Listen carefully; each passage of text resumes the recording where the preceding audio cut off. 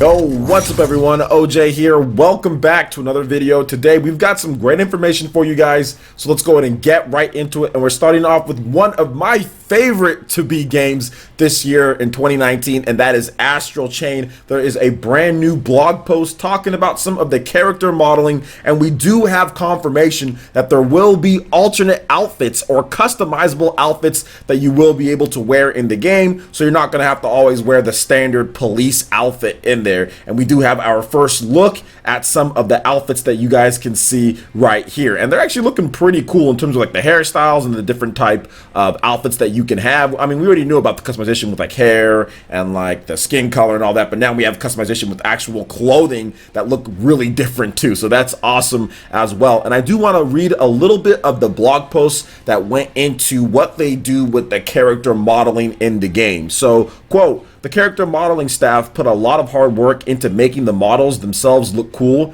but all that effort would just fade into the background without special lighting and effects for those characters. But what did that mean for us exactly? Should we err on the side of a more realistic approach or go all the way towards smooth anime-like cell shading? But if we did that, then we clash with the realism in the environments. We gnawed on the problem for a while, and eventually we settled on a hybrid approach. We started with realistic physics-based lighting, then we put special character-only lighting effects on top of that to give them a distinct anime pop. Masakazu Katsura's designs themselves have a strong anime and manga pedigree after all, and you guys are checking out some of the look of the characters and also with the new outfits that you can have in the game. And I do have to say, like, them going through, which if you're on the blog post you can kind of see what they're talking about, the lighting really makes everything just kind of come together at the very end. It's so important to have that extra bit of lighting, and it does make the anime aesthetics of the character models just pop out a bit more than what they would before, and everything just looks a lot better when they did it that way. It doesn't look like it's too light, or it doesn't look like there isn't enough pop on the character models themselves, so I have to applaud them for what they did. Astral Chain is looking absolutely fantastic, and I love how the lighting kind of just reflects and complements what they did with the art in the game. I think it's very well done, so I do like what they did there. Now, another thing here, guys, if you guys want to read the full blog post, you can definitely do so. Astral Chain has been having a lot of various blog posts talking about different aspects of the game, and I'll be covering some of that stuff leading up to launch, but the marketing for this game is going to get a lot more intense next month, so you guys should see a lot more Astral Chain coverage on the channel. So what do you guys think about the different character outfits that you can have here in addition to the lighting and what they're doing with the character models in here? Let me know your thoughts in the comment section below. All right, I'm moving on to the next topic here. Marvel Ultimate Alliance 3, The Black Order is out today if you're watching this on July 19th, and the game is getting a lot of cool extra content being added in when it comes to the DLC season pass, but then also free characters as well. So Loki will be a playable character in Marvel Ultimate Alliance 3, The Black Order, Nintendo announced during a Marvel Games panel at San Diego Comic-Con 2019. Additionally, both Cyclops and Colossus from X-Men will be added via a free update on August 30th, and this is something that I actually talked about in one of my previous Marvel Ultimate Alliance 3 videos, is that I think Colossus and also Cyclops could be added in because of that picture frame that they did have in the X-Men trailer where they showed off Nightcrawler and Cyclops. So yeah, I figured that that was going to happen with Cyclops and Colossus, and the better thing yet is that they're actually free add-on characters as well. They're not part of the $20 season pass. Now, we are going to talk about that just a bit. So the expansion pass, I should say, not season pass, but the expansion pass, sorry, will include 3 character packs from X-Men, the Fantastic Four, and Marvel Knights, respectively. Now, during the panel, Nintendo did confirm that the Marvel Knights pack will include Blade, Moon Knight, Punisher, and Morbius. So very cool stuff there, especially with Blade and Punisher. Those are 2 of my favorite Marvel heroes of all time, so I'm really happy to see Blade and Punisher make it in there. And Morbius, yo, that's kind of cool too, kind of hype. And also Moon Knight as well. Definitely some favorites out there for gamers and also comic fans alike. The review roundup also has been going up, going in the mid 70s about, and that's kind of where I predicted it to be, mid 70s or about an 80 or so. So it's getting 8s and it's getting 7s for the most part. Still think that it's a good game, has some things here and there, but overall I'm excited to play the game and get into the world of all these different different Marvel heroes and just beating up people in Marvel Ultimate Alliance. It's always a ton of fun. But also, we have some more information here, guys, and this is somewhat on the spoilerish side because of a data mine, and it's also a rumor as well. So we don't know for sure with these data mines. You can never sit here and say, yeah, this is 100%. But what we can say is that data mining information can give us some extra facts or some extra stuff about what potentially could be coming.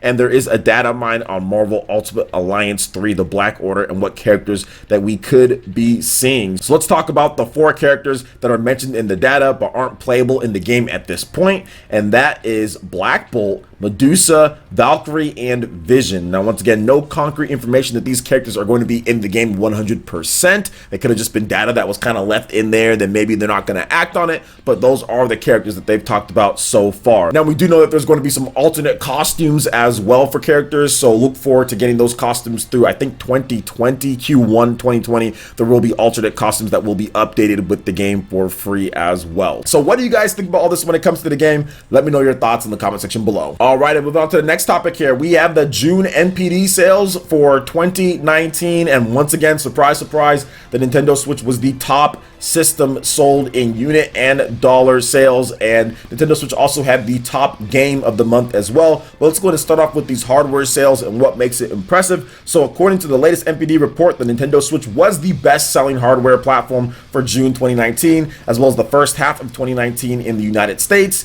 and that goes for both unit and dollar sales. Now, overall gaming hardware spending in June dropped 33% year over year to $235 million, while year-to-date hardware spending lowered by 20% to $1.3 billion. However, the Nintendo Switch is the only platform showing a year-on-year growth so far. So what that means is that last year in June 2018, the sales of the Nintendo Switch were actually improved across the board when it comes to games, accessories, all of that, software, everything was higher up. System units sold, all of that was good when it comes to Nintendo Switch. We did get some news too, and shout outs to Jonathan Spawnwave talking about the Microsoft platform or Xbox. Sales were lowered 48% or right around there when it comes to hardware sales. So they are kind of like really low at this point when it comes to hardware sales. The Xbox is not selling. If you're looking at the NPDs, they're pretty much getting third every single time, even sometimes nearing where the 3DS is selling at things. And you guys all know the 3DS pretty much hasn't been getting a constant flow of games in more than a year. I think it's been 2 years or so since the 3DS has seen like a constant flow of games,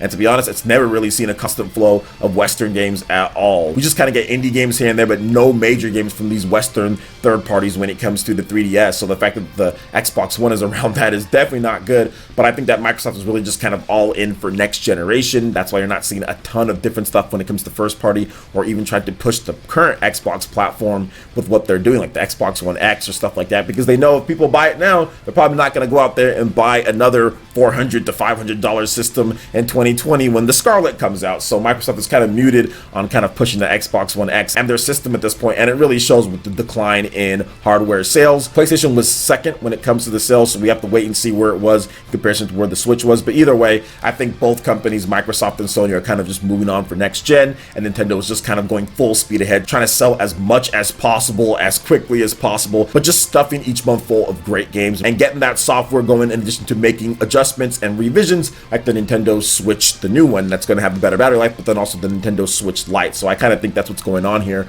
with Nintendo, Microsoft, and Sony. When it comes to software, Super Mario Maker was the top game. Super Mario Maker 2, I should say. This doesn't include digital, and remember guys, the NPD is just the US only. Going over the top 20, I'll go ahead and do that for you guys. So Super Mario Maker 2, Crash Team Racing, Nitro Fueled, Mortal Kombat 11, Grand Theft Auto 5, Minecraft, Super Smash Bros. Ultimate, Marvel's Spider-Man, NBA 2K19, Mario Kart 8, Days Gone, Tom Clancy's Rainbow Six Siege, Red Dead Redemption 2, The Legend of Zelda Breath of the Wild, MLB 19 The Show, Call of Duty Black Ops 4, Tom Clancy's The Division 2, Super Mario Bros. U Deluxe, Assassin's Creed Odyssey, Super Mario Party, and God of War 2018. So shout out to all the games out there. Super Mario Maker 2 only charting for just a few days and still being able to make it as the #1 game sold. You know that game sold big. I talked about it before where I was hearing about numbers in terms of already in the millions when it comes to Super Mario Maker 2, which is definitely good. But even if the sales sales cut off at that point. The fact that it was still #1 is very interesting, and of course, it's doing well on the eShop as well. So shout out to Super Mario Maker. It's really a game that bringing more people to buy the Switch, once again #1 in hardware, but then also getting people to just go out there and be creative with the levels and everything that they're doing as well. But then also Crash Team Racing Nitro Fuel getting #2 on there, one of the best debuts for the game. It actually debuted higher than what Crash Bandicoot Insane Trilogy did back when that debuted, but that was only on, I think, one system, right? I think they're talking with like the PS4 with that. Then it debuted later on the PC and the Xbox One and the Switch. So obviously the sales are segmented, so it's a little bit different. Whereas when the game comes out on all 3 consoles at the same time, it's always better for sales when you do that. So what do you guys think about the NPD? What do you guys think about Marvel Ultimate Alliance, Astral Chain, and kind of what's going on here? Let me know your thoughts in the comment section below. All right, guys, that wraps it up for this video here. Go and check out the links in the description below. We got Facebook and Twitter. Go ahead and give us a like and a follow on our social media. Hit that like button if you did like this video. Let me know you guys want more content like this going forward in the future. And subscribe to PlayerEssence for latest RPG, Japanese, and Nintendo gaming news. Thank you so much for watching, and we'll catch you guys for the next one. Peace.